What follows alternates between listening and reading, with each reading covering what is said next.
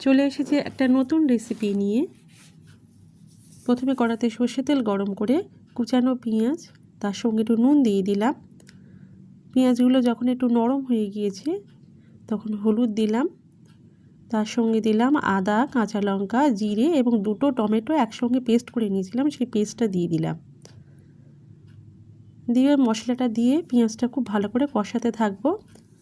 ভালোভাবে কষানো হয়ে গেছে, মশলা ধোয়া জলটা দিয়ে দিলাম। আরও 2-3 মিনিট কষিয়ে নিলাম। নেওয়ার পরে একটু বেশি পরিমাণে জল দিলাম।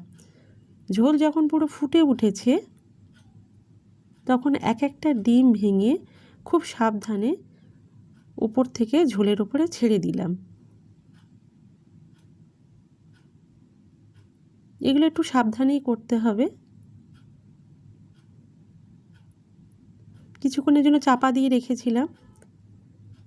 এই সময় গ্যাসটা একটু হাই ফ্লেমে রাখতে হবে।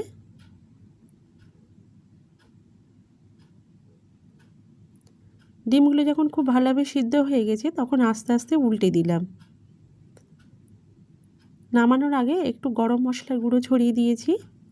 ব্যাস রেডি হয়ে গেল আমাদের ডিম বাহারি।